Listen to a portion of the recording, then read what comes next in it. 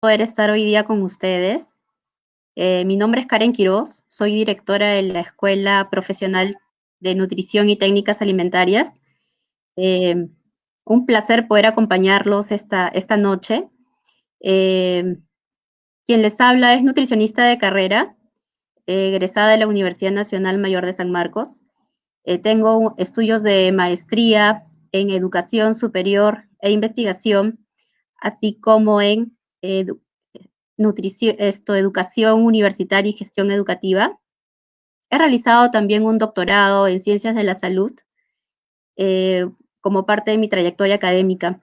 Tengo varios años trabajando en el área académica, como les mencionaba, y en diferentes instituciones educativas. Es un placer para mí ser parte de la corporación Le Cordon Bleu y tener a mi cargo la dirección de la Escuela de Nutrición y Técnicas Alimentarias. Les voy a hablar un poquito de la escuela.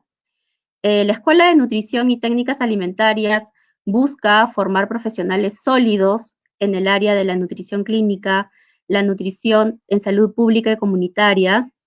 También trabajamos el área de la nutrición deportiva, realzando obviamente el aporte de las técnicas alimentarias y también la parte preventiva promocional. Como ustedes pueden saber, en la actualidad, todo el área académica, educativa, se está realizando vía virtual.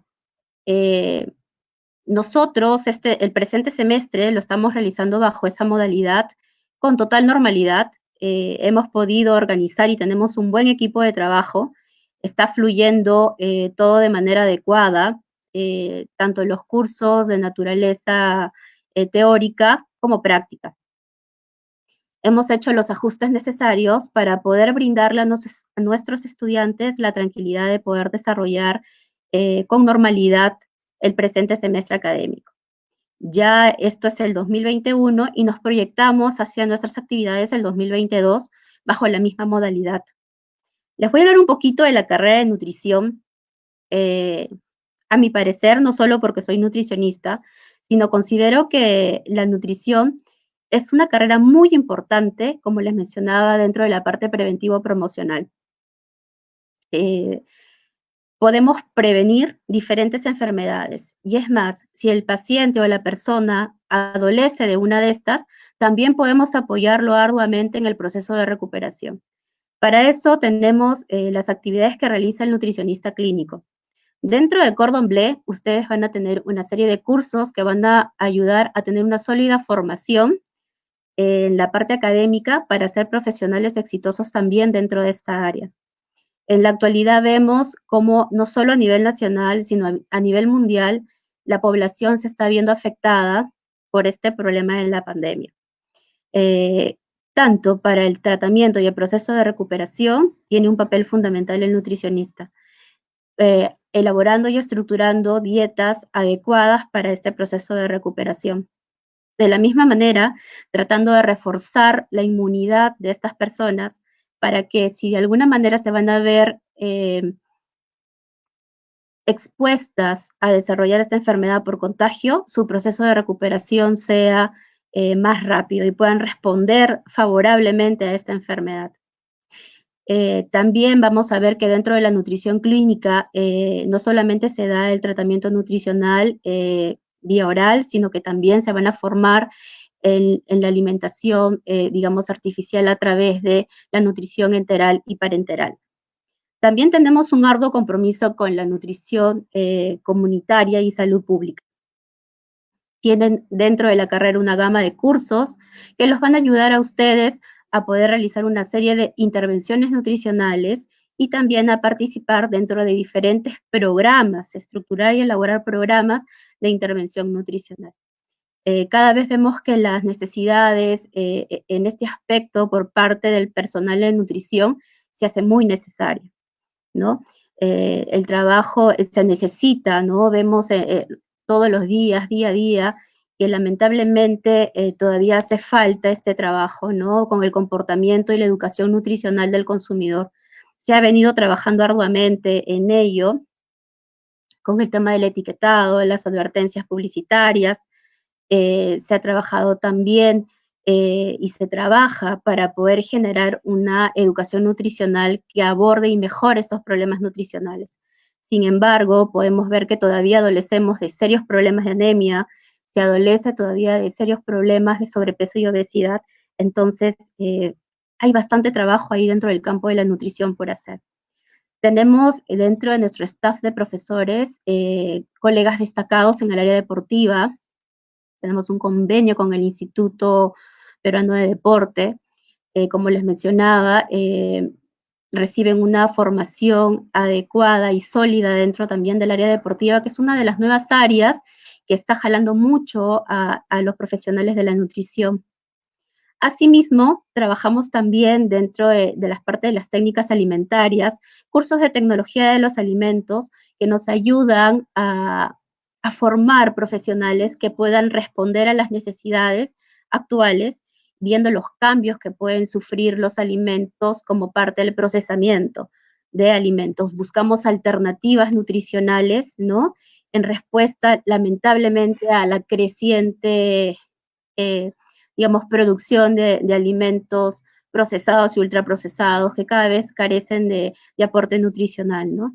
Entonces nuestros egresados buscan dar respuesta a estas necesidades sociales que realmente adolecen a la sociedad en general. Bueno, la carrera es una carrera de 5 años, está conformada por 10 semestres académicos. Tenemos obviamente cursos de formación clínica como anatomía, fisiología, fisiopatología, dietoterapia, dentro de la parte comunitaria, nutrición comunitaria, educación y nutrición. Y yo quiero hablar un poquito de los cursos, digamos, diferenciales. Tenemos gastronomía hospitalaria. Siempre menciono de que cada persona que de alguna manera ha adolecido de una enfermedad o ha tenido que estar dentro de un centro hospitalario, una de las experiencias que se lleva es el tipo de alimentación que ha recibido, ¿no? La gastronomía hospitalaria es algo que todavía no se trabaja mucho a nivel nacional, salvo algunas instituciones, pero de manera mínima, que yo considero que podrían ayudar mucho en el proceso de recuperación del paciente.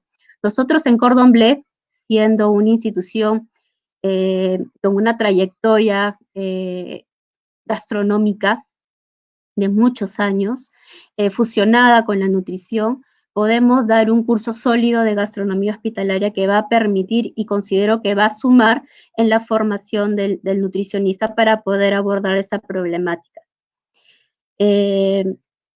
Asimismo, tenemos también dentro de la institución el área de investigación. Estamos apuntando por realizar investigación en diferentes alimentos, destacando el valor nutricional de estos como proteínas, vitaminas, minerales. Trabajamos también el estudio de los antioxidantes. Nuestros estudiantes hacen propuestas de alimentos, realzando el valor nutricional de estos, viendo el comportamiento también de estos alimentos dentro del ámbito nutricional. Ya como parte del internado, tenemos diferentes convenios con instituciones públicas y privadas en el área clínica con hospitales nacionales, y dentro del sector, digamos, de la nutrición comunitaria tenemos también, están desarrollando sus prácticas en centros de salud del Ministerio de Salud, también en diferentes municipalidades e instituciones afines como el IPD. Sin más preámbulo de la carrera, yo quisiera darle pase a una de nuestras exitosas docentes dentro del campo deportivo, que es la magíster Valeria Bento.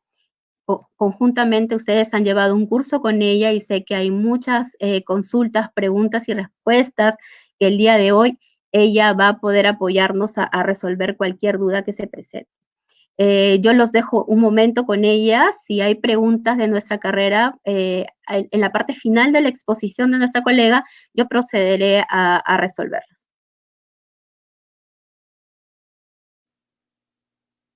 Ahí está. ¿Qué tal? Hola a todos, bienvenidos. Yo soy Valeria Bento, soy docente de la Universidad de Cordon Bleu.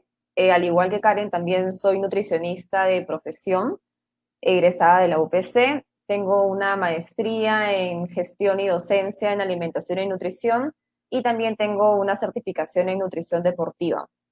Actualmente, en paralelo al dictado de clases en la universidad, mi trabajo a full time es en el Instituto Peruano del Deporte, en el IPD. Ya casi más o menos hace unos 3 años aproximadamente estoy ahí y trabajo principalmente con atletas de alto rendimiento, pero también de manera particular puedo atender a pacientes que hacen actividad física más de manera recreativa, como por ejemplo ir al gimnasio, ir a un CrossFit, hacer algún arte marcial, hacer pesas, yoga, etcétera.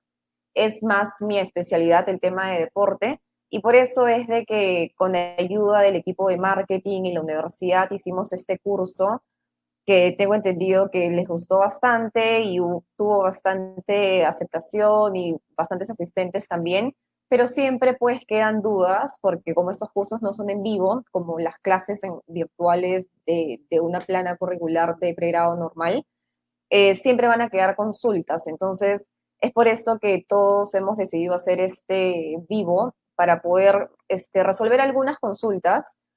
Hubo un formulario que se les envió a todos los asistentes del curso para que puedan rellenar con las dudas que quedaron.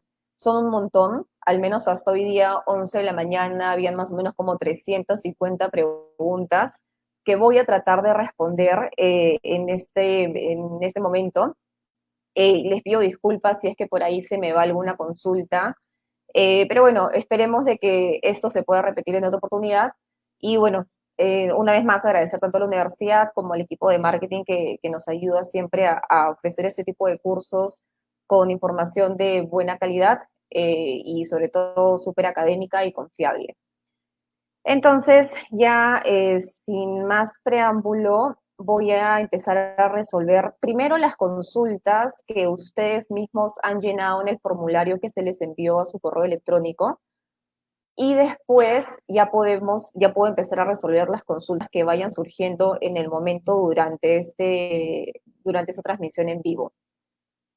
A ver, eh, hubieron un montón de preguntas, tanto de nutrición deportiva como de nutrición en general. Las he agrupado y primero voy a responder las de nutrición deportiva, porque de eso se trató el curso que fue el fin de semana pasado o antepasado, no me acuerdo. Entonces, primero me voy a enfocar en nutrición deportiva y si nos da tiempo, logro responder las otras preguntas que son un poco más de nutrición en general. Asimismo, dentro de nutrición deportiva hay varios temas por los cuales varias personas me han preguntado más o menos lo mismo, así que espero pues poder responder. He agrupado las preguntas por tipo, por tema de nutrición deportiva, por así decirlo, y lo primero que quisiera hacer es resolver las dudas que no quedaron tan claros porque en el video, en el tema de edición, fallé y no salieron algunas fórmulas que dije que iban a salir. Entonces, es lo primero que quiero aclarar. Y para eso tengo varias preguntas. Primero me preguntaron cómo calcular la cantidad de calorías a consumir según deporte.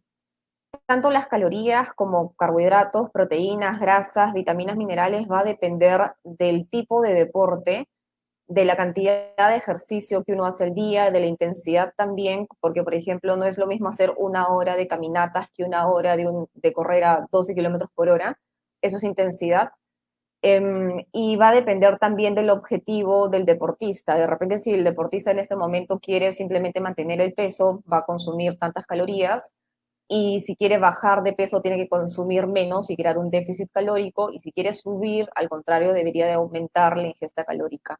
Entonces, no hay una cantidad que les pueda decir, todos los deportistas necesitan comer 3.000 calorías, por ejemplo, pero hay varias fórmulas para aprender a calcularlo. Una de las más usadas es la fórmula de Harris y Benedict, que es una fórmula bastante larga en realidad. No sé si estén familiarizados con ella, pero para Harris y Benedict necesitamos 3 datos. El primero es el peso del deportista, el peso del paciente. El segundo es la talla, que la vamos a usar en centímetros, no en metros. Y el tercer dato sería la edad. Esta fórmula es distinta para hombres y es distinta también para mujeres. Por ejemplo, en cuanto a la fórmula de mujeres es 655.1 más la multiplicación de peso por 9.56 más talla en centímetros, ojo, por 1.85 menos la edad por 4.68. Esa es la fórmula de Harris y Benedict para mujeres. Y para hombres es similar, pero con otros números. Empieza con 66.5 más la multiplicación de peso en kilos por 13.75 más talla por 5, la talla en centímetros una vez más, menos la edad por 6.76. Esta es la manera de calcular la tasa metabólica basal de un paciente, sea deportista o sea un paciente en general que no sea de profesión deportista. Y a esta fórmula habría que sumarle la actividad física que cada uno hace.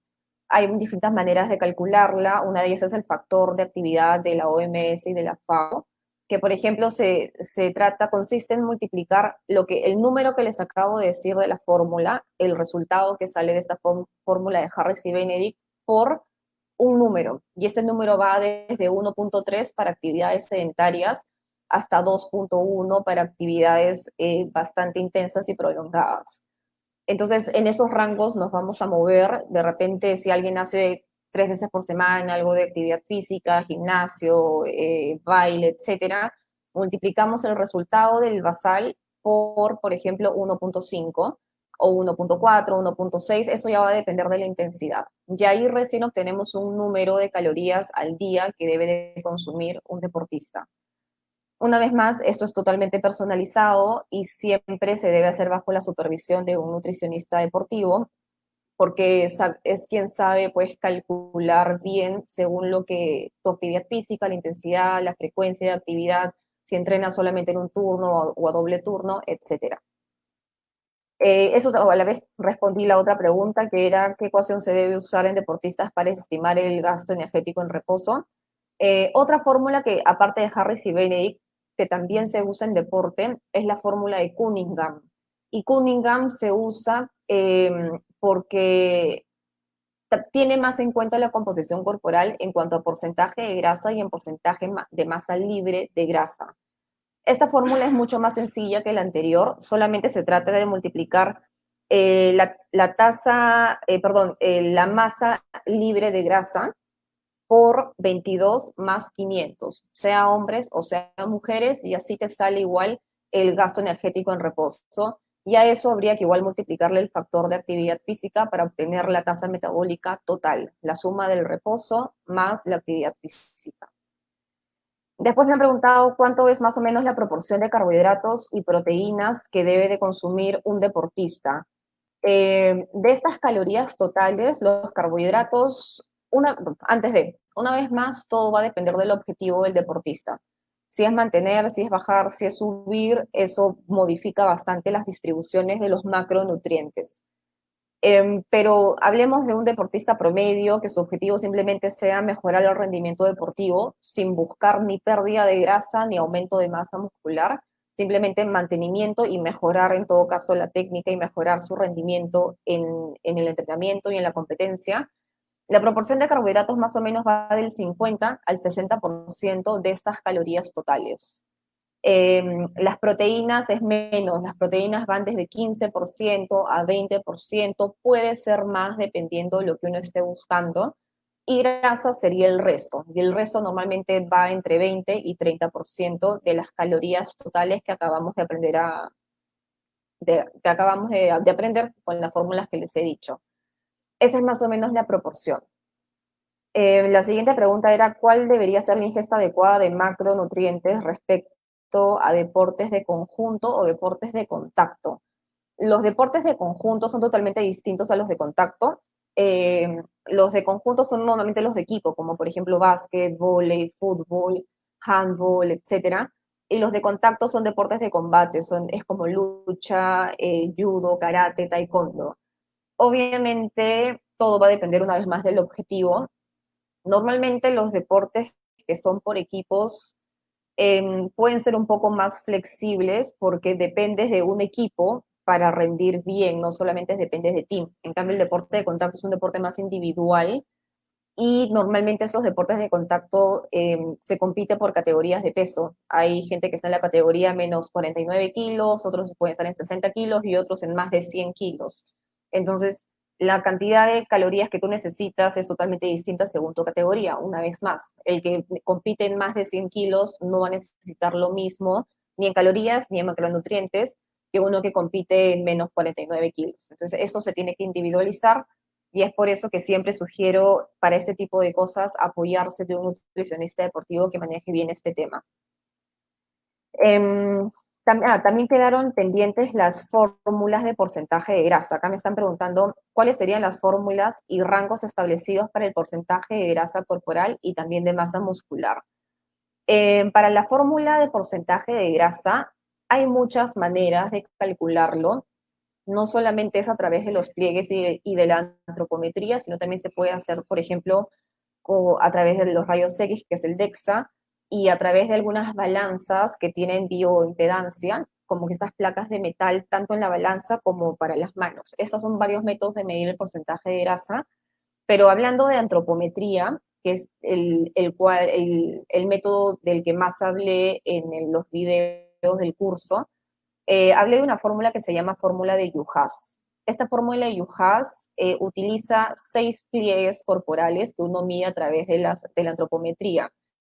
Y es el pliegue de tríceps, el pliegue subescapular, el supraespinal, abdominal, el de muslo medio y el pliegue de pantorrilla.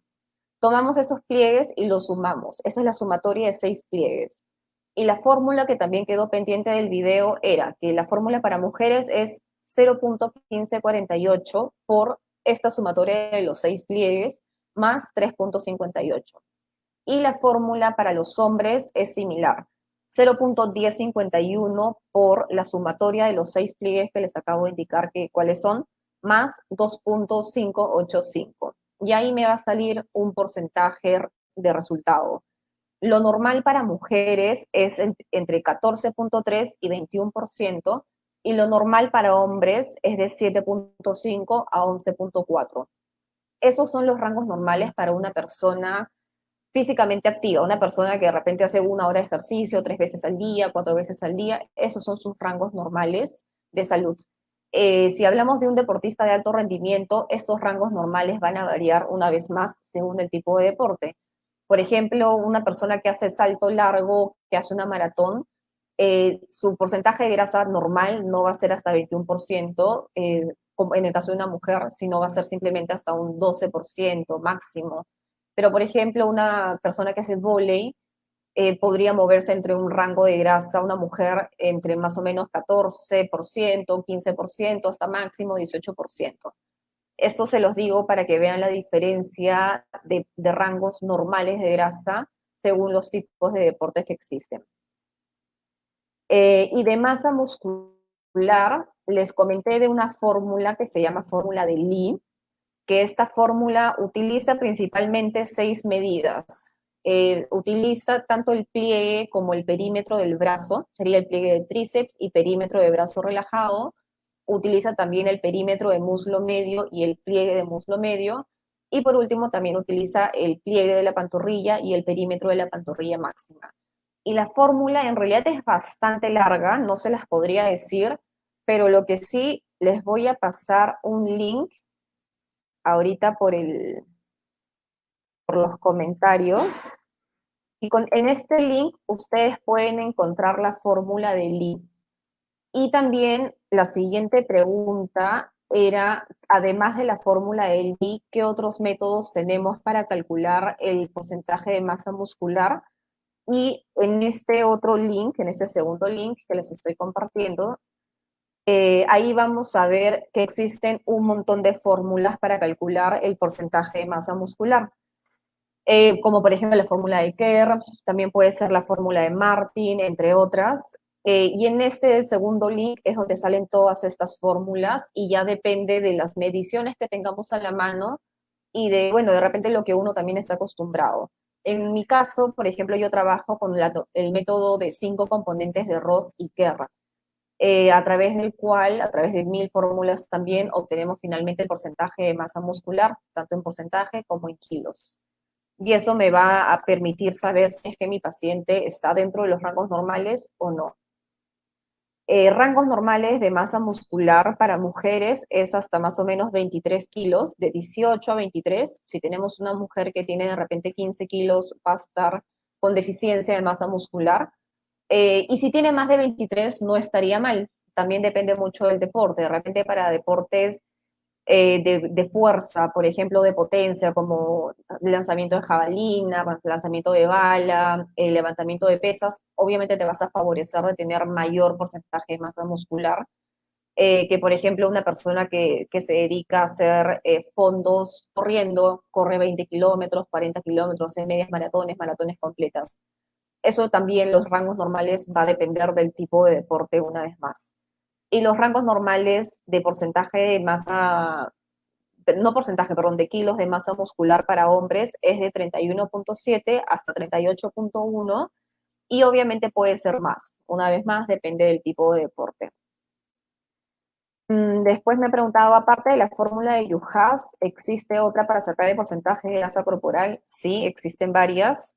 Hay otra que en vez de usar 6 pliegues, como lo usa Yuhas, utiliza solamente 4 pliegues corporales, que son los bíceps, tríceps, supraescapular y suprailíaco. Esta sería la fórmula de Durning. Además, también hay otra fórmula de Faulkner, de Drinkwater. En verdad hay varias y va a depender una vez más de lo que uno está acostumbrado a tomar y también va a depender de lo que encontremos en los estudios, porque por ejemplo, si yo quiero evaluar a mi población de deportistas de vóley y encuentro varios estudios de Cuba, de China, de Argentina, de Estados Unidos, Canadá, etcétera, donde utilizan porcentaje de grasa según tal método, voy a usar ese mismo método para poder compararlo. Entonces, simplemente para que sepan que hay varios tipos de fórmulas para calcular toda la composición corporal. La que yo más uso es Yuhas, como les he dicho, simplemente creería que porque ya me acostumbré y porque varios estudios de nutrición deportiva también la utilizan. Así que me sirve bastante para poder comparar los resultados. Me pregunta también si recomendaría usar bioimpedancia y antropometría. Bueno, antropometría es lo que actualmente uso y bioimpedancia se podría usar en casos en los cuales la antropometría no es posible o de repente no saben medir adecuadamente. Entonces sí, la bioimpedancia solo le recomiendo en ese caso, trato de no usarla porque la bioimpedancia se basa en varias fórmulas y casi siempre se basa solamente en peso y en un pequeño porcentaje en la real bioimpedancia. Entonces puede que sobreestime o subestime dependiendo de qué tan bueno sea tu método de bioimpedancia, porque por ejemplo hay balanzas que solamente son las balanzas donde te paras y supuestamente ahí te sale tu porcentaje de grasa. Eso es un tipo de bioimpedancia que realmente es una de las más pobres porque solamente es más directo para el tren inferior, o sea, qué tanta grasa puedas tener en las piernas, por así decirlo. Lo más completo serían balanzas que tienen tanto en la parte de la balanza, en la parte donde te paras, bioimpedancia, y también eso se conecta como que con un mando de Nintendo y lo coges de frente con las manos y eso ya te da un mejor promedio de porcentaje de grasa tanto del tren superior como del tren inferior. Bueno, ahí me dicen que nos puedes mostrar las fórmulas que no se pudieron ver en el video, ya se las puse en los links. Después, ¿cómo se determina la masa muscular? Ya está. Me han preguntado, ¿cuál es el método más certero del cálculo de porcentaje de grasa? Si es por la fórmula que les enseñé o con las balanzas con sensor.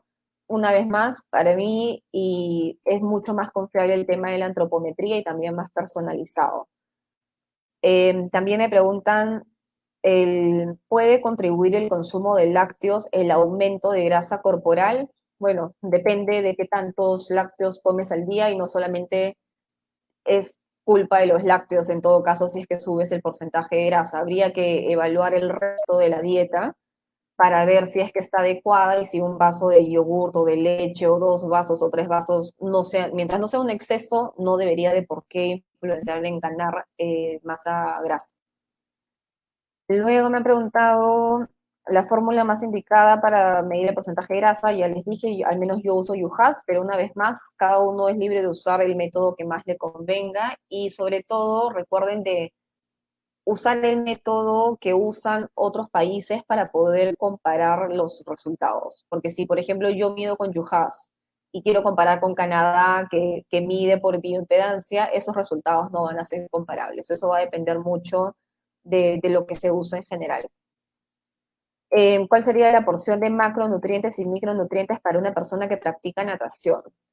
Bueno, la natación es un deporte, eh, bueno, dependiendo de qué tipo de natación, porque hay natación, por ejemplo, de aguas abiertas, que una prueba puede durar 3 horas, 4 horas o más, y hay las pruebas de natación rápidas, por así decirlo, que sí son cuestión de minutos, segundos, de marcas. Entonces, dependiendo del tipo de la natación, pero como les dije al inicio, ¿no? Es más o menos respetar esta distribución porcentual. Carbohidratos 50-60, proteínas 20, de 15 a 20, 25%, y grasas hasta máximo 30% de las calorías totales. Esta distribución obviamente puede variar si es que yo busco perder peso o subir peso, se puede alterar un poco. Una vez más, traten siempre de acudir a un nutricionista para que los ayude con un mejor cálculo. Después, la fórmula más indicada para el porcentaje de grasa ya está. Para calcular la masa muscular necesito talla, edad y raza. ¿Cómo hago para saber a qué raza pertenece cada persona? Las razas que utiliza Lee son tres tipos. Hay una raza blanca, hay raza afroamericana y hay raza oriental. Entonces, simplemente es por rasgos, tú determinas el tipo de raza del paciente que estás evaluando. Después, ya igual, me pedían las fórmulas del video que no se pudo ver, que ya se las estoy dando. Luego, el porcentaje de macronutrientes estimado para un deportista que desea ganar masa muscular. Eso también es un tema que me han preguntado un montón, de cómo ganar masa muscular, lo voy a resolver después, pero acá primero me preguntan el porcentaje de macro. Para ganar masa muscular importan realmente más los carbohidratos que las proteínas. Eso es algo que mucha gente piensa que quiero ganar músculo y por ende me voy a comer 3 kilos de bistec al día y 80 huevos al día y un montón de proteínas en polvo, etcétera. Y no, realmente importa más el tema de los carbohidratos para la ganancia de peso. Entonces sí les diría que los carbohidratos, si hablamos en distribución porcentual, se acerquen más al 60% o incluso más, y si es por gramo por kilo de peso, puede ser entre 10 a 12 gramos por kilo de peso de carbohidratos para subir masa muscular. Luego, ahí también me han preguntado con cuánto tiempo de anticipación previa al ejercicio se puede consumir una comida. Bueno, ahí obviamente eso va a depender de la tolerancia de cada persona. Hay personas que pueden almorzar y a la media hora entrenar y no les pasa nada, y hay personas que sí les pasa todo. Entonces va a depender de cada uno, pero y también va a depender de lo que comes, porque de repente si tomas un jugo de frutas a la media hora, máximo una hora, ya podrías hacer actividad física. Pero si de repente vas a almorzar un plato de lentejas con arroz y con ensalada y con huevo, carne, qué sé yo, que es algo más pesado, más completo, te diría que trates de esperar al menos unas 3 horas para permitir al cuerpo terminar con el proceso de digestión, de absorción, etcétera. Si no, sí te puede dar calambres, o te pueden dar náuseas o hasta vómitos durante el ejercicio. Y el porcentaje de macros ideal para que no afecte el rendimiento, entiendo de la comida previa. Como les dije, previo al ejercicio lo ideal es solamente comer carbohidratos, que es lo más ligero. Y así puedes comer algo de carbohidratos y a la hora ya podrías estar haciendo actividad física. ¿Cuál es el promedio de porcentaje de grasa de un hombre? Lo dije hace un ratito, según la fórmula que les he dicho que es UHAS, el porcentaje de grasa de un hombre va de 7.5 a 11.4%. Un hombre físicamente activo. Para deportistas, una vez más, va a depender del tipo de deporte. Gimnastas llegan hasta un 5.5% de grasa. Un gimnasta con 12% de grasa sería un gimnasta con sobrepeso, por así decirlo, de grasa y no estaría dentro de lo normal para su deporte. Me han preguntado cómo sacar el índice de grasa y de masa muscular de una manera casera. de una manera casera, lo más fácil siempre va a ser las balanzas. Las balanzas que con bioimpedancia te dan un resultado no tan preciso, pero al menos es un indicador y puedes saber si es que subes o si es que bajas de manera sencilla. Para que este indicador sea un poco más preciso, traten de pesarse siempre a la misma hora, con la misma ropa y bajo la misma condición. Si se pesaron después del desayuno, ok, cada vez que se pesan, pésese siempre después del desayuno. Si fue en pijama, si fue en jeans, si fue con correa, sin correa, con lentes, sin lentes, todas esas cositas, aunque no crean, son detalles, pero que importan. Entonces, para tratar de aprovechar esta manera casera, que es una simple balanza, hay que tratar de minimizar los posibles errores, porque a veces hasta si te pesas con el celular en el bolsillo, te puede salir más porcentaje de grasa que si te pesas solamente con una ropa ligera. Entonces, esa es más mi recomendación, tratar de minimizar los errores. Bueno, acá hay una pregunta bien larga que dice, ¿cuál es la forma más exacta y fácil de calcular las calorías en etapa de mantenimiento, etapa de volumen y en etapa de definición? Bueno, ahí son tres objetivos distintos. En uno mantienes, en otro aumentas y en otro defines. Me imagino que te refieres con definición a secar, a bajar un poquito ese porcentaje de grasa. Ahí simplemente habría que multiplicar por un factor distinto de actividad física, también va a depender de la cantidad de actividad física que estén haciendo. Hay una manera bien fácil que se llama, es una fórmula empírica, que la fórmula empírica solamente multiplica tu peso por un factor. Este factor, para si es que uno busca subir de peso, va de 30 a 35 calorías. O sea, por ejemplo, sería 30 por tu peso. Imagínense que pienses 60. 30 por 60 y ahí tienes tus calorías. Ojo que esto es el basal, a eso igual habría que sumarle la actividad física. Para mantenimiento, estas calorías, este rango va de 25 a 30 y para bajar va de 20 a 25. Eso es una manera bastante sencilla de calcular y a eso habría que sumar o multiplicar el factor de actividad física según la actividad física que estés haciendo. Luego, ¿cómo calcular la cantidad exacta de macronutrientes? Bueno, una vez más, primero puede ser a través de estos porcentajes, 30% máximo grasas, de 50 a 60 carbos y proteínas de 15 a 20%. Pero si buscas algo un poco más específico, te recomendaría trabajar en gramos por kilo. Por ejemplo, en gramos por kilo de carbohidratos, lo normal es de 5 a 7 gramos por kilo. Proteínas, para una persona que hace un poco de actividad física recreativa, puede ser 1.2 gramos por kilo. Y grasa va de 0.6 a 1 gramo por kilo. Lo que más se modifica en cuanto a macros es la cantidad de proteínas y la cantidad de carbohidratos. Por ejemplo, si tienes un ejercicio de fuerza, ese 1.2 ahora va a subir hasta 1.7 gramos por kilo, o si buscas aumentar puede ir incluso hasta 2 gramos por kilo o más. Y si quieres, por ejemplo, perder peso, modificas los rangos de carbohidratos, que en vez de 5 a 7 pasa a ser menos de 5 gramos por kilo. Después me ha preguntado, ¿se puede quemar grasa de forma localizada? A través de la dieta, no. O sea, no es de que ustedes estén en déficit calórico y bajes exclusivamente piernas o abdomen, no. Vas a bajar de todo. Vas a bajar brazos, espalda, abdomen, piernas, no, no localizado. Lo que ayuda un poco a localizar las cosas es la actividad física y los ejercicios de musculación. O sea, por ejemplo, si yo quiero bajar más grasa en brazos, debería de empezar a entrenar más brazos a través de, pues, con pesitas o con esos entrenamientos de intervalos, circuitos, etcétera. ¿Cuánto máximo de peso puede bajar una persona con obesidad durante una semana a un mes? El ritmo de pérdida de peso es bastante individual también, pero si hablamos de una persona con obesidad, estas personas suelen perder más rápido peso que una persona que tenga o sobrepeso o un peso normal para la talla. Lo normal para una persona es bajar 2 kilos de solamente grasa al mes. Una persona con obesidad podría bajar un poco más, 3, 4 kilos al mes de grasa, pero lo normal, como les digo, es más o menos 2 kilos de grasa al mes. ¿Cuánto es la cantidad de grasa que puede perder una semana? Por semana. Más o menos es medio kilo de grasa por semana para no perder músculo. Realmente a veces uno piensa que es medio lento el proceso de pérdida de grasa, y sí, es lento porque lo que nosotros tratamos es de que ustedes no pierdan ni un gramo de músculo, porque si pierden músculo, pierden fuerza, pierden potencia, están más cansados, fatigados. Entonces, uno siempre trata de mantener la masa muscular, y es por eso que no podemos ser tan agresivos con la dieta y decir, vas a bajar pues 3 kilos a la semana, porque de que se puede, pero agarrándote de la masa muscular.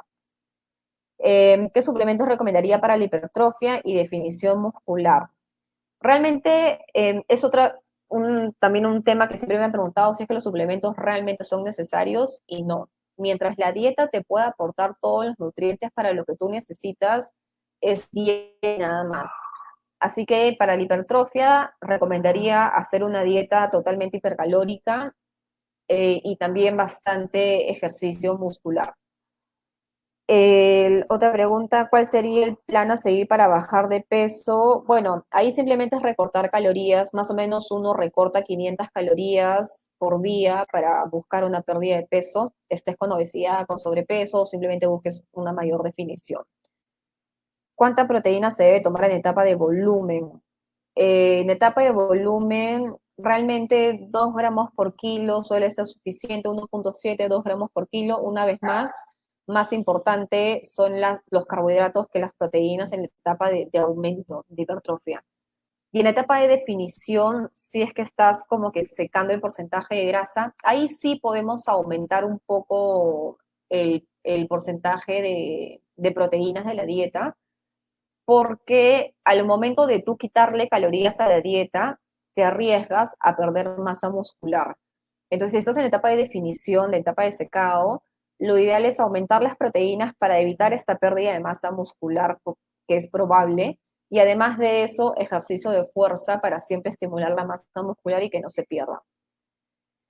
¿Cuánto músculo se puede ganar según la talla, o cuánto debería pesar una persona musculosa según la talla? Más que talla, hablemos de masa ósea, eh, que es pues cuánto pesa tu esqueleto. Y esa relación se llama índice músculo óseo, que simplemente es un indicador que nos dice, por cada kilo de hueso que yo tengo, cuántos kilos de masa muscular puedo llegar a cargar. Por ejemplo, que yo tengo un esqueleto de 6 kilos y mi masa muscular es, no sé, 30 kilos. Tendría que dividir 30 entre mis 6 kilos, y ahí yo obtengo mi índice musculoso.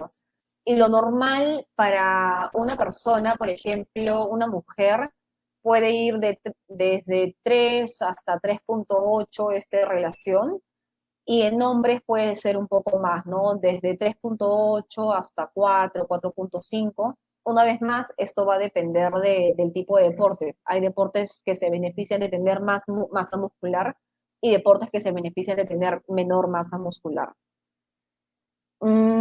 Después, recomendaciones sobre el ayuno intermitente, ¿es bueno o malo? Esta es otra pregunta que me han hecho un montón, tanto del ayuno como de la famosa dieta keto, que eso lo voy a ver después, pero en general el ayuno intermitente va a depender del estilo de vida de cada uno. Hay personas que no son de comer mucho y que no les da mucha hambre, y de repente su estilo de vida por temas de trabajo, temas laborales, como de repente pilotos, aeromosas, que a veces trabajan de madrugada o tienen los horarios medios invertidos. En esos casos, creería que sí se puede ajustar bien el ayuno intermitente, pero en los demás casos no lo veo necesario. El ayuno intermitente es una dieta que funciona igual que cualquier otra dieta. No es que sea mágica y sea la solución a todo, funciona exactamente igual.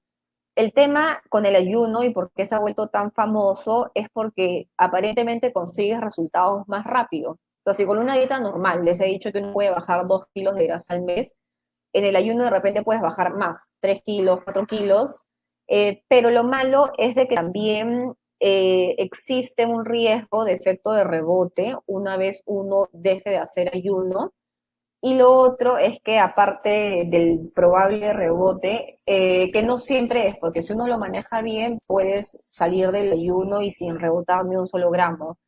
Pero lo otro es de que el cuerpo se adapta mucho a este estilo de vida y dejas de bajar de peso más rápido que con otros métodos. Me imagino que les ha pasado, si es que alguna vez alguno de ustedes ha estado a dieta, que la dieta les funciona perfecto un mes, 2 meses y después se estancan. Ese estancamiento es totalmente normal, son las adaptaciones del cuerpo a la dieta. El cuerpo ya se adaptó a la dieta y ya no le hace efecto. Y eso normalmente en una dieta normal pasa en la semana 12, más o menos de tratamiento. Con el ayuno se ha visto que esta adaptación pasa un poquito antes. No te, o sea, en vez de tardarte 12 semanas para adaptarte, te adaptaste pues a la semana 5. Entonces, si bien si bajaste más rápido, ya no sigues bajando a partir, por ejemplo, de la semana 5. En cambio, con los otros métodos bajas más lento, pero sigues bajando por 12 semanas, por 6 semanas más. Entonces, es básicamente la diferencia. Pero una vez más, mientras el ayuno intermitente se pueda ajustar al estilo de vida de una persona, y si la persona lo quiere hacer, totalmente respetable, y la dieta sería en base a lo que a ese tipo de estilo de vida. Pero no es, una vez más, el método mágico que hace que bajes un montón de porcentaje de grasa, etcétera. Después me ha preguntado, bueno, ¿cuáles son las fórmulas para medir grasa, masa muscular? Ya se las dije. Em, Indicar cómo una persona cotidiana puede evaluar esos indicadores, también se los dije a través de la bioimpedancia que viene en las balanzas. Idealmente, una vez más, que la balanza tenga bioimpedancia tanto en manos como en pies. Cómo calcular la tasa metabólica basal ya está, y el gasto de actividad física. Sería interesante mostrar pirámides nutricionales o dietas asequibles en base a una dieta de 2.000 calorías. La pirámide ya no se usa tanto. La pirámide nutricional ya ahora más se habla de un plato saludable, y que debe de contener tanto carbohidratos como proteínas, como grasas y vitaminas y minerales.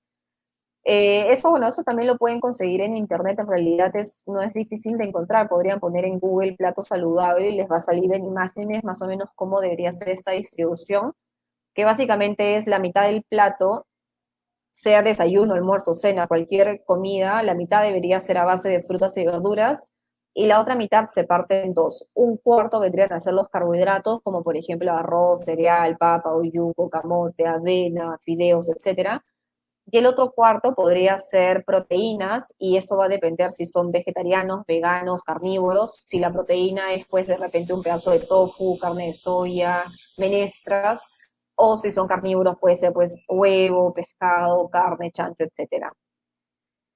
Luego me han preguntado si podría repetir las fórmulas, ya está. ¿Qué fórmulas son las más confiables en el caso de querer obtener la tasa metabólica basal de un deportista?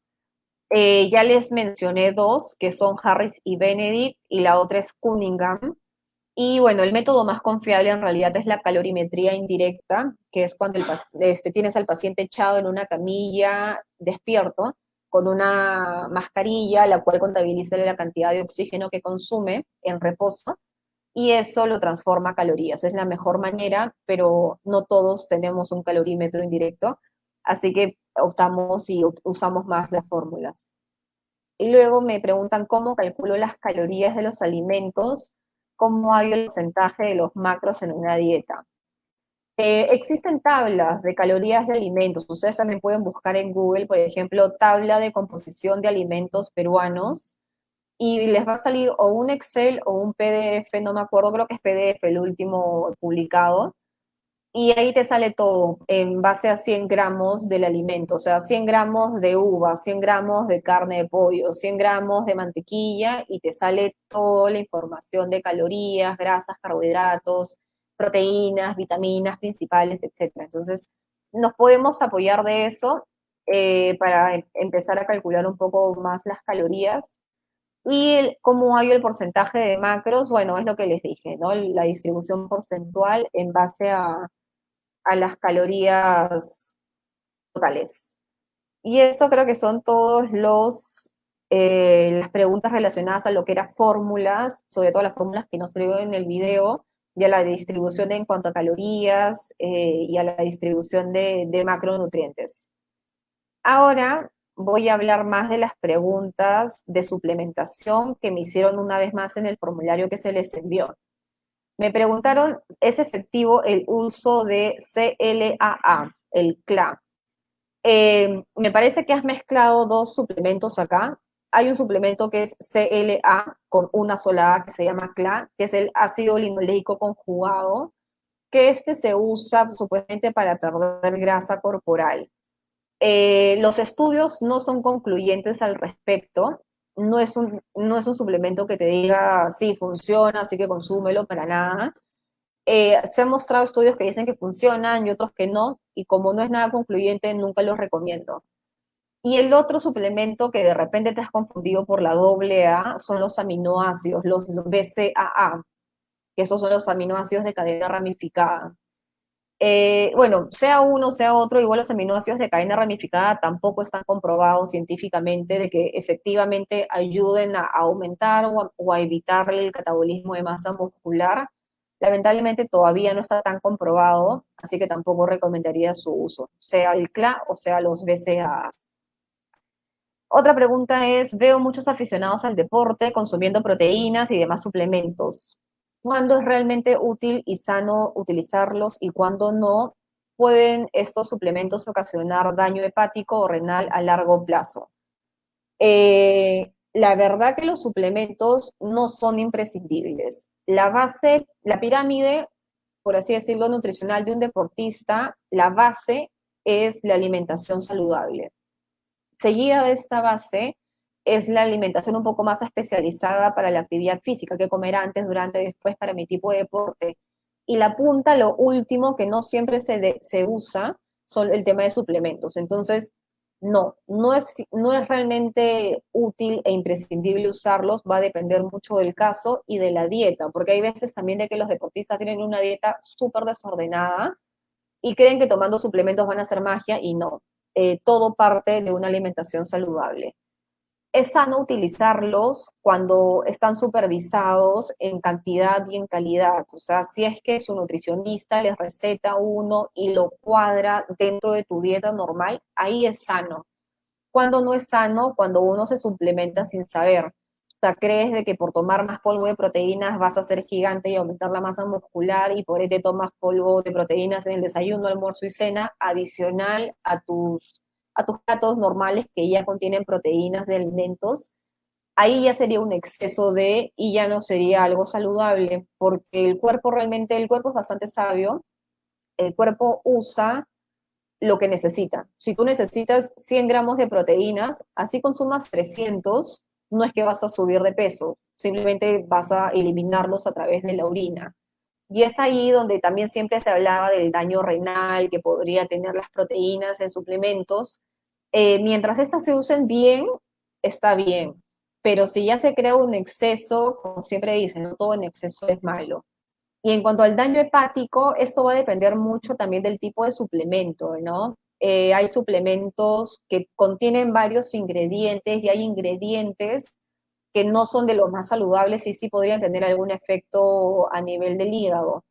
Sería simplemente cuestión de investigar bien tu suplemento, cada uno de los ingredientes. Los invito, pues, si están suplementándose en algo, a leer bastante la etiqueta y los ingredientes y buscar, ser un poco más curiosos al respecto y buscar cada uno de estos ingredientes en internet para ver si realmente es algo que les está sumando o les podría perjudicar en cuestión de salud.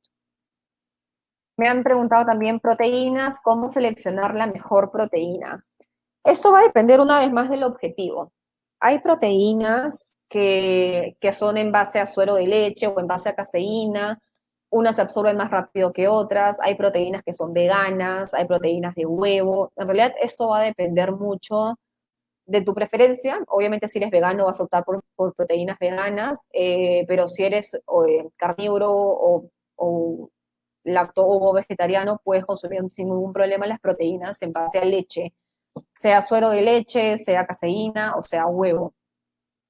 Y bueno, ya hay varios tipos también de proteínas a su vez, ¿no? Hay proteínas isolatadas, hay hidrolizadas. Hay unas que son un mix, un blend de varios tipos de proteínas. Esto va a depender sobre todo de la tolerancia. Mientras más, si tu proteína es isolatada, quiere decir que no tiene lactosa, lo cual podría convenirle a una persona que es intolerante a la lactosa. Si tu proteína es hidrolizada, quiere decir de que ya los aminoácidos están pues chiquititos, las moléculas de proteína están pequeñitas, entonces las vas a poder absorber y digerir súper rápido, a diferencia, por ejemplo, de las que no son hidrolizadas. Pero eso una vez más va a depender de la tolerancia. Si de repente tienes poco de pesadez o gastritis, un tema de esos, de repente te conviene una hidrolizada, o si eres intolerante a la lactosa también, pero si no tienes ninguna de estas molestias, puedes tomar una proteína más entera. ¿Es necesario siempre tomar un batido de proteínas antes de hacer un entrenamiento? No. Normalmente las proteínas, si es que se recetan, se van a recetar después. Salvo estés en una dieta muy baja en calorías y muy baja en carbohidratos, ahí se podrían recetar antes. Pero si no, normalmente su papel es más para después de entrenar. Pero una vez más, no siempre es necesario. Dice, ¿hasta qué medida es aceptable el tomar proteínas o se deben tomar para siempre? Eh, bueno, mientras esté cuadrada y ajustada a tu dieta y a lo que comes el resto del día y a tu tipo de actividad física, no pasa nada si es que es proteína en alimento o proteína en polvo.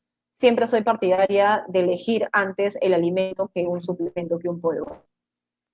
¿Es recomendable usar proteínas de forma obligatoria? No, una vez más, no es recomendable, eso va a depender de tus objetivos y de tu dieta. Me dicen también, ¿es recomendable consumir proteínas en polvo después de entrenar? Una vez más, depende del objetivo, no siempre es necesario. ¿Qué proteínas en polvo es recomendable consumir para no salir con doping? Esto ya sí va para atletas de alto rendimiento, que obviamente ellos a cada rato están siendo chequeados tanto por la CONAT, que es la Comisión Antidopaje Peruana, o también puede ser por la UADA, que es la Agencia Internacional de Dopaje, y ellos sí deben de cuidar los suplementos que consumen.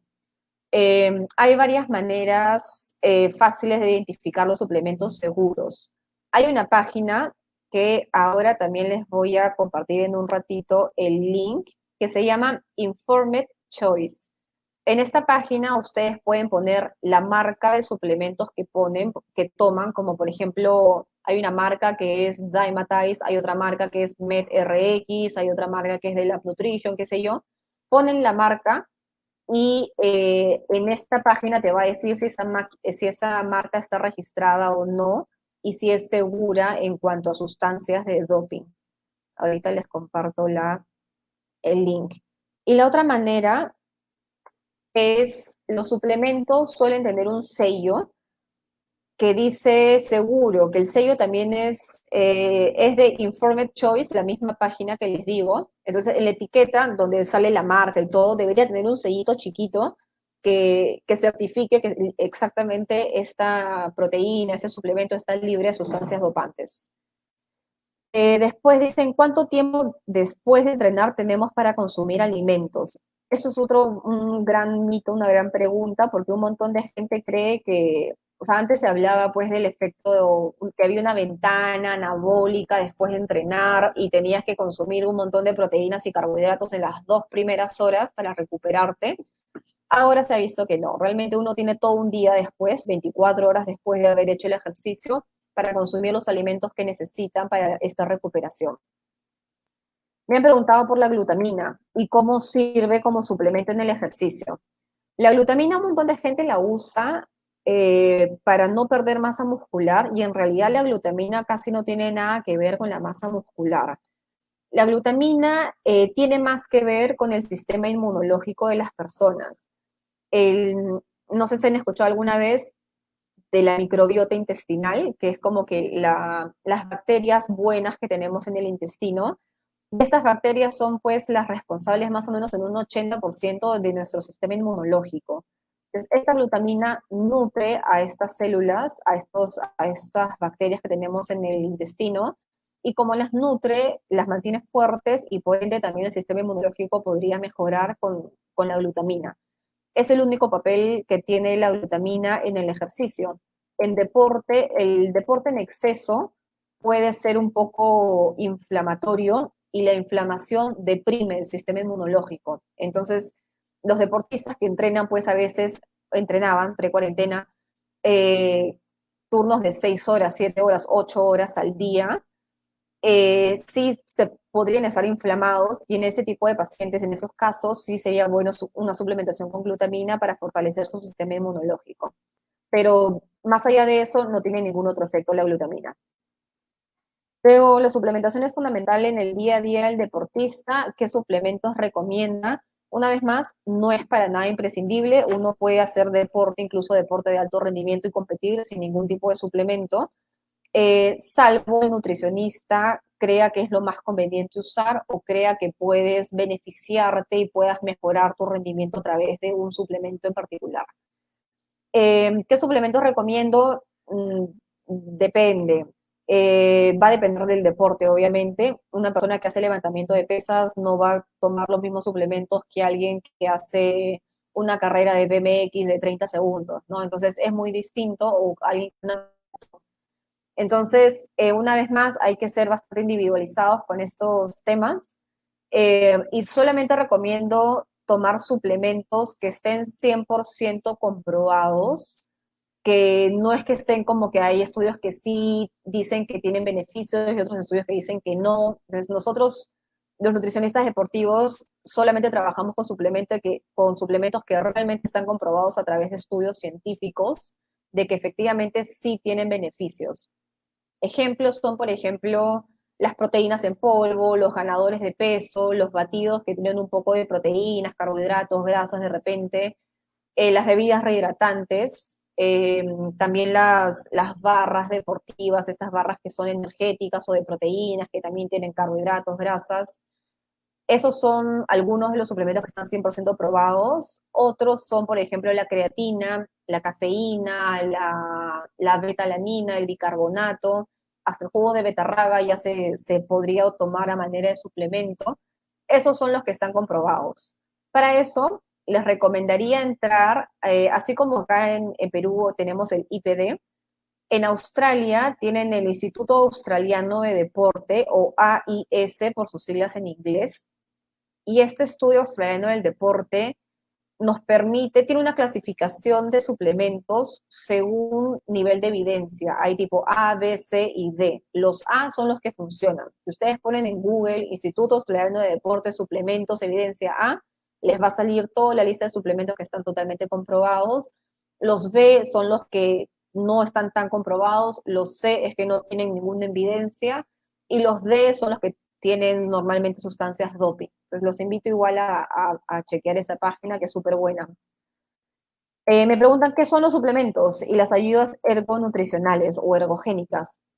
Los suplementos son nutrientes, que pueden ser aislados, pueden ser mezclados, que van a actuar evitando la fatiga. O sea, de repente actúan a manera de energía, o actúan a manera de hidratarte, actúan a manera de evitar la acumulación de ácido láctico. Entonces, eh, el objetivo del suplemento es eso, es evitar la fatiga y por ende hacer que puedas rendir más y mejor durante la actividad física.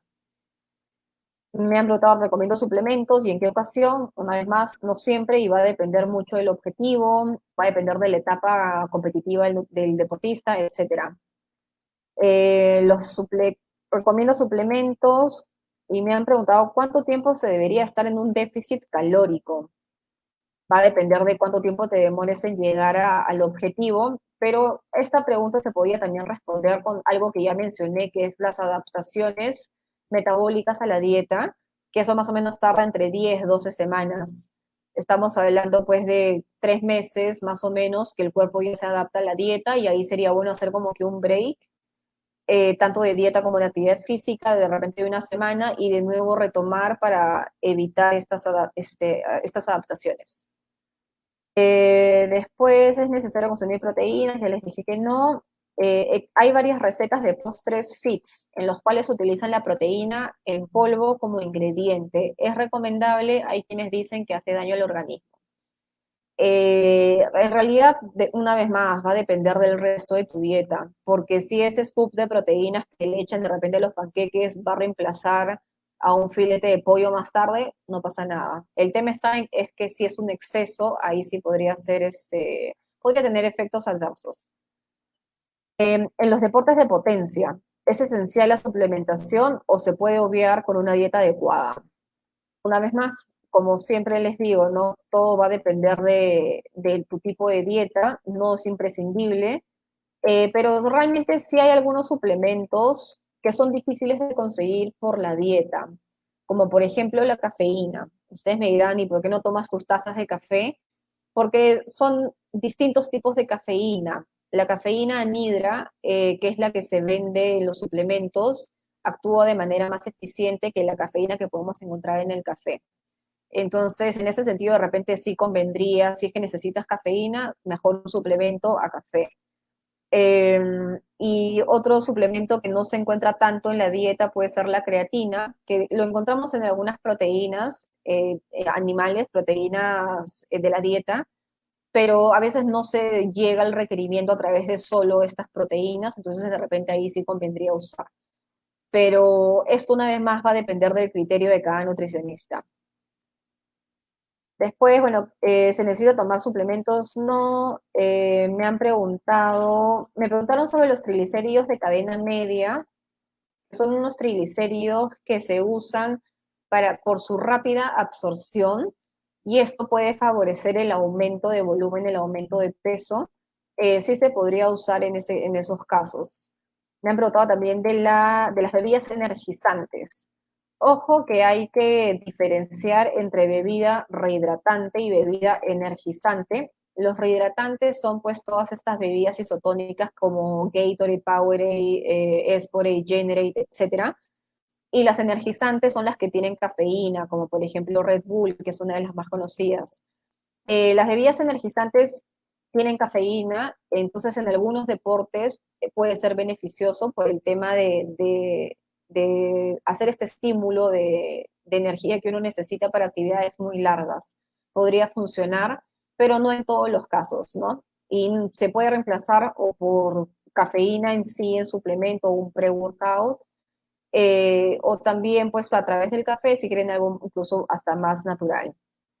Y por último, de suplementación, me han dicho que la suplementación de beta-alanina, ¿en qué caso se debe usar eh, o no es necesario? La beta-alanina actúa de manera de buffer. Un buffer es un amortiguador, es una sustancia que evita que el cuerpo cambie muy rápido el pH, que es como que el nivel de acidez. Entonces, la beta-alanina es un precursor de la carnosina, que es una proteína muscular que actúa como buffer. Entonces, esta beta-alanina sí es beneficiosa en deportes en donde se suele acumular el ácido láctico, como por ejemplo deportes intermitentes o que son medios explosivos y que utilizan pues el sistema energético anaeróbico, que es el que más produce ácido láctico como desecho. En esos casos es totalmente recomendable el uso de beta-alanina. Y ahí terminamos, creo que con casi todas las preguntas que me han hecho de suplementación. Y luego me hicieron preguntas que tienen algo que ver con la situación actual. Me han preguntado, en este tiempo de pandemia, ¿se han establecido algunas medidas para la medición antropométrica? Esa es la primera pregunta. Y la segunda pregunta es, ¿qué consejos daría para realizar una adecuada lectura del etiquetado de suplementos deportivos? Sí, en lo que es antropometría, tenemos una institución que es el ISAC, que el ISAC pues te da todas las medidas estandarizadas para que podamos aplicar la antropometría. Es un sistema pues de medición para que no haya tanto error al medir a las personas. Entonces, esta organización ya sacó en la revista de mayo un protocolo para empezar a medir a los deportistas una vez ya esté permitido por el gobierno. Y el protocolo se basa en 6 pasos o 7 pasos. El primero es el lavado de manos a cada rato apenas se toque al paciente, y el uso de guantes. Recomiendan usar los guantes. Recomienda el uso de mascarilla tanto para nosotros los antropometristas como para el deportista que va a ser medido. también recomiendan pedirle a los sujetos ir preparados, porque ustedes saben que las evaluaciones antropométricas normalmente se realizan en short y top deportivo o en ropa interior. Entonces, hay que tratar de que el deportista vaya ya listo para ser medido y no se tenga que cambiar dentro del consultorio y poner toda su ropa en las superficies del consultorio. También dicen que debemos de limpiar todo lo que tenemos, todo lo que estemos usando. Si usamos la cinta métrica, si usamos el caliper, si usamos el taquímetro, la balanza, hay que limpiar y desinfectar todo material en general. También cambiarnos de guantes entre paciente y paciente y asegurar la limpieza y la desinfección de todas las superficies que el deportista haya podido tocar o donde se haya sentado, hay que limpiar y hay que desinfectar. Esas son las principales directrices ahorita para las mediciones antropométricas. Y en cuanto al etiquetado de suplementos, lo principal es detectar sustancias doping. Y ya les dije, ya les pasé la página por la cual pueden chequear si es que algo tiene sustancias doping o no. Y lo otro, también la lista de ingredientes para asegurarte que sean sanos, que sean naturales y que no contengan nada que tenga de repente efectos adversos a nivel hepático, a nivel renal, etcétera. Luego me dicen, la dieta de los deportistas debe cambiar por la coyuntura actual y el confinamiento, ya que su actividad física no es la misma totalmente. Los deportistas, sobre todo, hablemos primero de alto rendimiento. Alto rendimiento son deportistas que entrenan pues turnos, 2 turnos al día de 3 horas cada turno o más, o sea, ya son 7, 8 horas al día que están entrenando y han pasado de eso y también han pasado de eso y de entrenar en canchas o en piscinas o en gimnasios, que es totalmente distinto a estar entrenando en su casa. Algunos pueden tener implementos y otros no tienen ni siquiera unas ligas. Entonces, ha cambiado tanto la cantidad como la intensidad de la actividad física y por ende, sí, la dieta ha cambiado. Nosotros actualmente hemos seguido trabajando con los deportistas de manera virtual para asesorarlos bien en estos cambios que han habido. Y bueno, y ahora que ya el gobierno ha dado un poco de luz verde para la práctica de actividad física federada y profesional, ya se están viendo para reactivarse. Entonces, igual hay que cuidar ahora esa dieta para la reactivación, reanudación de la práctica deportiva.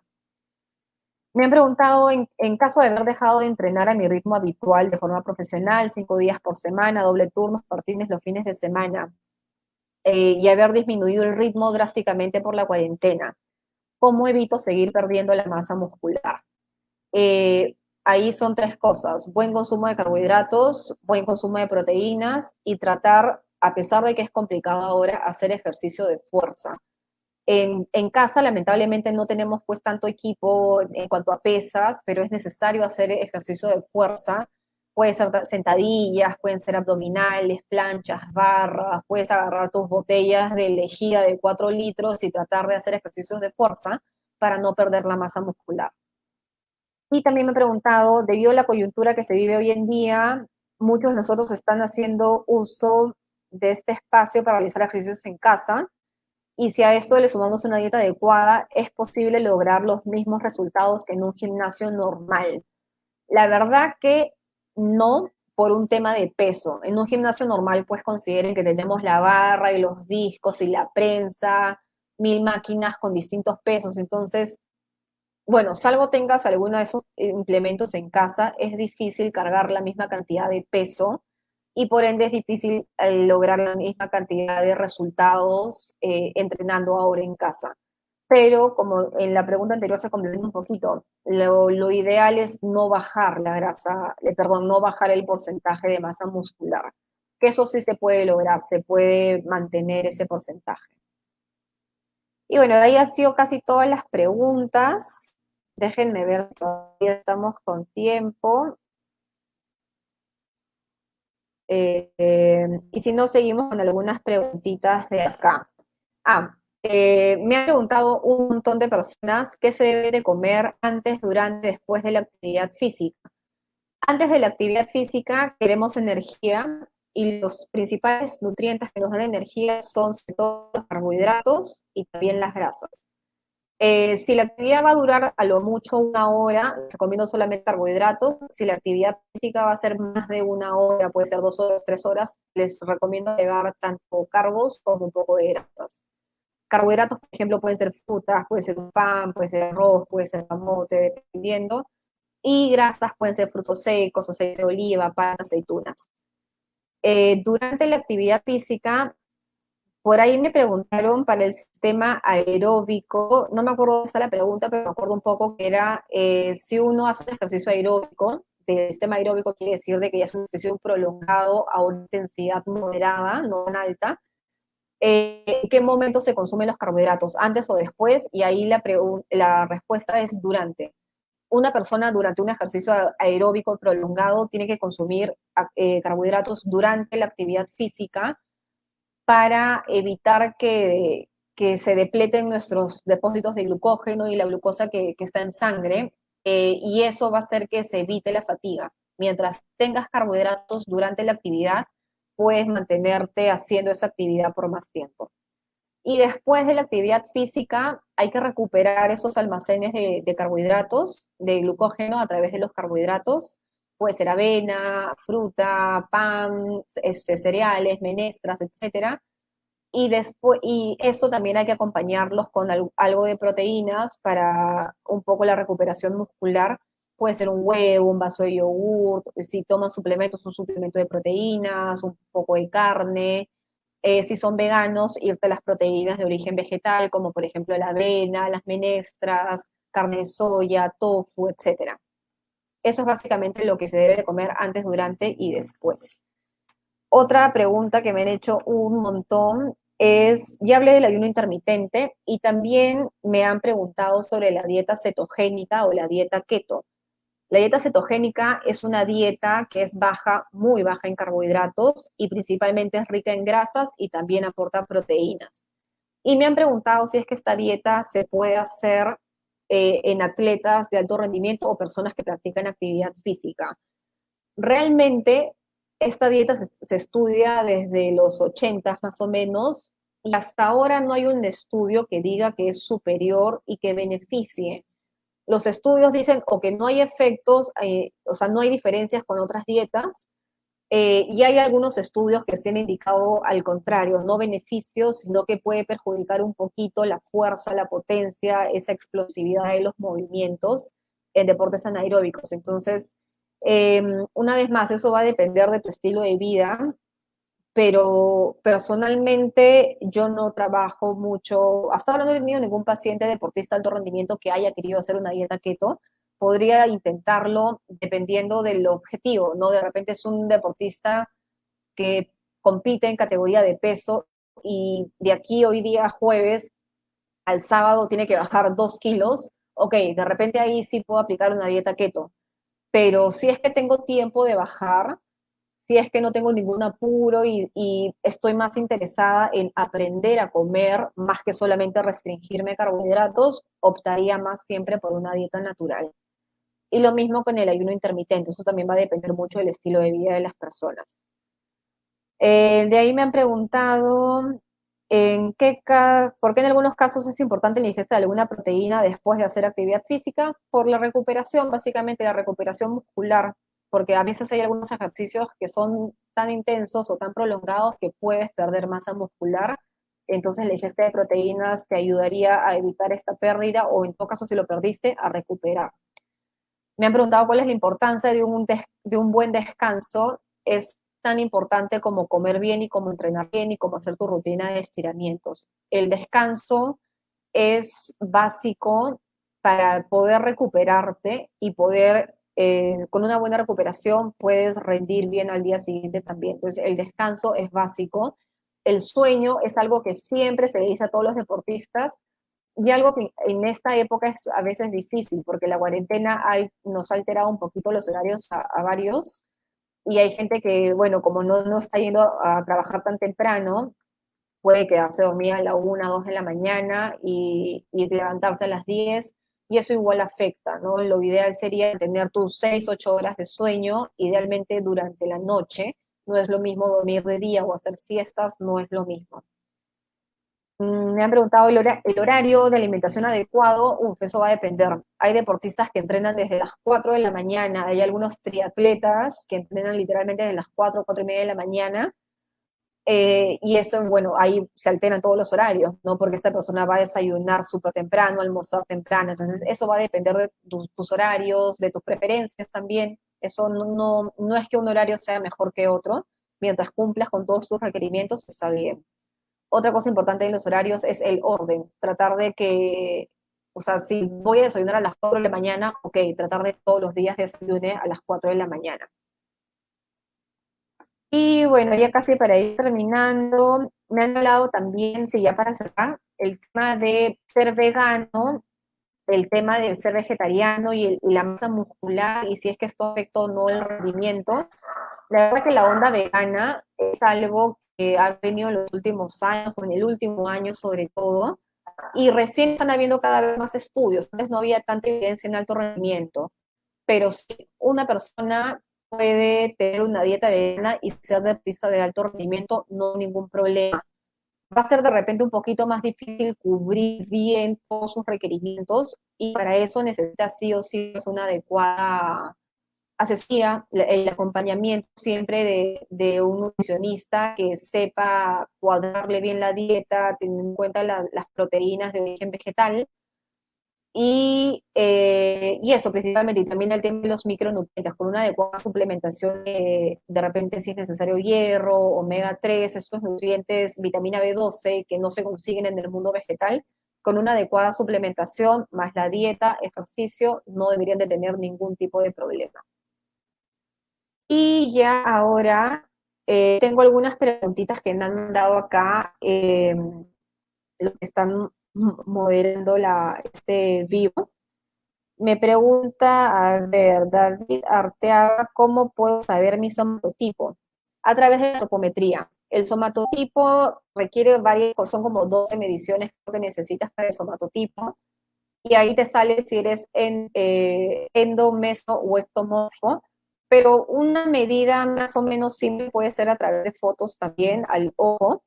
Existe algo que se llama somatotipo fotográfico, en el cual te tomas 3 fotos, una de frente, de costado y de espaldas, y ahí más o menos a través de esta foto puedes asociarte a la imagen de endomorfia, que sería una persona que más o menos acumule bastante grasa corporal, sobre todo a nivel visceral, a nivel abdominal.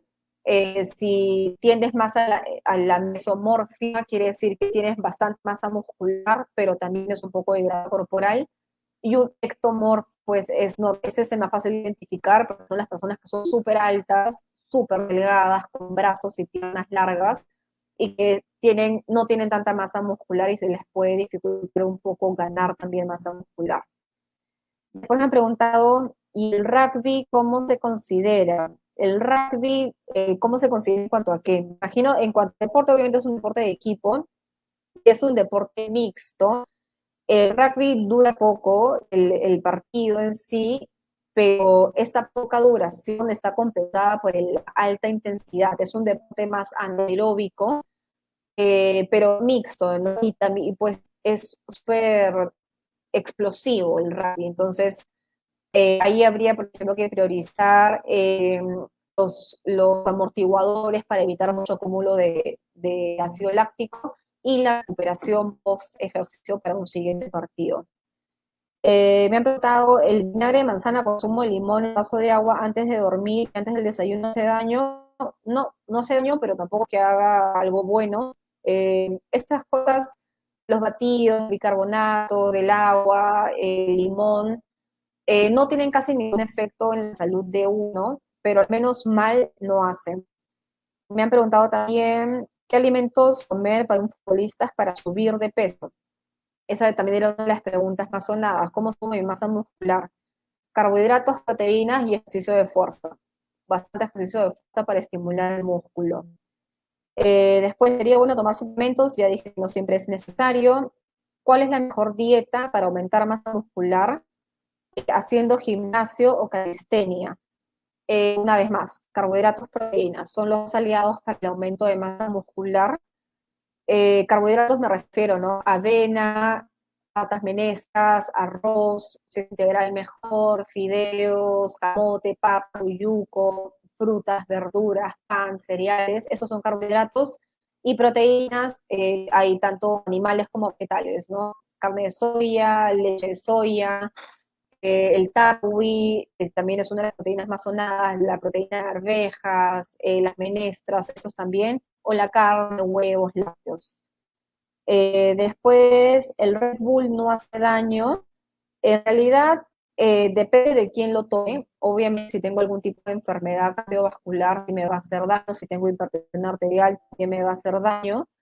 Pero si no tengo ninguna contraindicación para tomarlo, va a depender de la frecuencia con que la tome, porque por ejemplo, ¿y qué tan necesario es? ¿No? Porque si lo tomo porque es rico, es totalmente innecesario y no necesito esa cafeína ni la cantidad de azúcar que tiene el Red Bull. Pero si estoy haciendo actividad física, deporte y tengo que correr una maratón por 3 horas, sí me va a ser beneficioso tanto el azúcar como la cafeína, depende de la situación. Y creo que esas son, me preguntan por último, ¿cómo se podría controlar la ansiedad durante la cuarentena? ¿Qué alimentos o frutas sería mejor consumir para estos casos? Alimentos con pocas calorías o tomar abundante agua. La ansiedad pues es algo que ahorita en cuarentena a todos nos juega un poquito en contra porque es una situación totalmente normal la que estamos viviendo ahora, pero primero tranquilo, tranquilos, ¿no? Comer de todo, tomar bastantes líquidos ayuda bastante a controlar el tema de la ansiedad. Si no tiene antojos, sean libres de comer su antojo y sean felices de hacerlo. El problema sería si es que es todos los días en grandes cantidades, ¿no? Nosotros también vienen esas preguntas, ¿no? El tema de la salud mental y la relación que uno tiene con la comida. La relación debería ser muy buena, no le tiene que tener miedo a ningún alimento, por más que he escuchado que engorda, que sube de peso o que sube grasa, etcétera. Todo va a depender de la cantidad y de la frecuencia en que uno la coma. Si yo me como un chocolate hoy día y después no como chocolate después de acá una semana, no va a pasar nada con ese chocolate que comí. Es recomendable, es saludable, es sano hacerlo también por un tema mental. Así que no se limite tanto por eso. Tomar infusión también puede ayudar un poco a calmar la ansiedad. Algunos snacks saludables como frutos secos, pueden hacer canchita en casa con un poquito de aceite, un poquito de sal, se maneja bien y te llena, te sacía y es rico. Frutas, verduras para calmar la ansiedad también. Y como les digo, no se estresen tanto con la comida, todo lo contrario, ¿no? La comida tienen que disfrutarla para ser realmente, para lograr en general estar bien, estar saludables y alimentarse de manera balanceada. Y bueno, creo que ya el tiempo voló. He tratado de responder, como les dije, todas las preguntas, chicos. Probablemente no haya podido responder todas, pero obviamente todo siempre se hace con la mejor intención, que es informar y sobre todo de una buena fuente. Una vez más, agradecer a la universidad por esta oportunidad. Recuerden siempre que hacer actividad física es algo bastante saludable y totalmente recomendado a todas las edades, niños, adultos mayores. Obviamente la intensidad va a variar, pero hay que tratar siempre de movernos, incluso ahora en cuarentena. Sé que es más difícil, pero al menos hacer de actividades más activas, ¿no? Caminar por la casa, ayudar en la cocina, ordenar el cuarto, limpiar, etcétera. Tratar siempre de buscar actividades activas, valga la redundancia. Tratar de disminuir las horas que estamos sentados frente a una computadora, trabajando, estudiando, hacer pausas activas es lo ideal. Incluso recomiendan pausas activas cada 30 minutos que está sentado para no estar tan de la mano con el sedentarismo. Entonces, ahora que estamos así, pues un poquito encerrados todavía, hacer esto, ¿no? Las pausas activas, hacer de repente unos 30, 40 minutos de la actividad física que les guste, que disfruten, comer bien, comer de todo un poco, incluyendo los antojos que uno pueda tener, durmiendo bien, descansando bien, y de esa manera, pues vamos a lograr un mejor estilo de vida.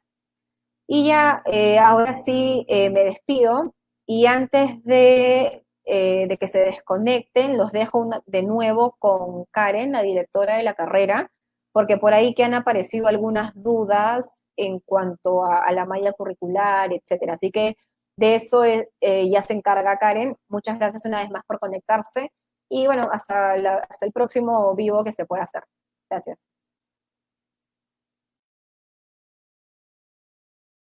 Gracias, Valeria, por tan brillante exposición que el día de hoy has brindado, por tu participación en este curso de nutrición en deporte y asimismo bajo la modalidad virtual. Eh, bueno, informarles que nosotros como universidad y como escuela profesional nos hemos reinventado para satisfacer las necesidades educativas bajo la modalidad virtual, cumpliendo 100% con el desarrollo de nuestros cursos. Tanto los estudiantes como los docentes se han acoplado muy bien bajo este sistema. Seguimos trabajando, nuestra finalidad y nuestro punto de visión es siempre ir mejorando en todo momento a través del tiempo, sobre todo para brindar una educación de calidad. Estamos preparados para poder formar profesionales bajo la mejor exigencia, aún bajo esta modalidad.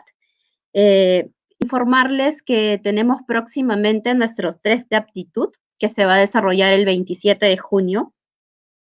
Informarles también de que a este test se pueden presentar los egresados, los que han terminado el colegio, y otra de los requisitos es pasar una entrevista. También comunicarles que esta entrevista se puede desarrollar bajo la modalidad virtual, ¿no? Por si hay dudas, dirán cómo se va a desarrollar esto, si hoy en día no podemos movilizarnos. Ya tenemos todo preparado, todo el equipo preparado para que se pueda desarrollar la evaluación y también rendir el examen bajo la modalidad virtual, ¿no? Ambos procesos. Asimismo, tenemos aperturado también la modalidad de traslados de otras universidades, ¿no? Que estén interesados en trasladarse a la carrera de nutrición y técnicas alimentarias. También está abierta esta modalidad. Esta modalidad tiene como requisito la entrevista personal, que también es bajo la modalidad virtual, así que por favor, los interesados pueden escribirnos a informes@ulsb.edu.pe. Informarles también que estas actividades tienen un cierre, así que por favor, si hay dudas o consultas, no duden en escribirnos. La fecha de cierre es el 30 de junio. Nosotros estamos iniciando nuestro ciclo académico el 24 de agosto, nuestro ciclo o nuestro semestre 2022, y nuevamente nuestro cierre de inscripciones es el 30 de junio, y este semestre va a ser 100% bajo la modalidad virtual. Informarles también a nuestra comunidad de seguidores que vamos a seguir desarrollando este tipo de cursos con la finalidad de que también ustedes puedan conocer un poco más de la carrera y también puedan tener la experiencia, una pequeña experiencia de lo que son nuestras clases, ¿no? La modalidad bajo la que ha brindado Valeria es la modalidad bajo la que estamos actualmente desarrollando nuestras sesiones, aparte de brindar, digamos, toda la asesoría, los cursos que ustedes ya han llevado en la parte teórica, tenemos también los foros, como el que acabamos de desarrollar ahora, para resolver todas las dudas y consultas y algunas cosas que pueden haber quedado de repente para ajustar durante las sesiones.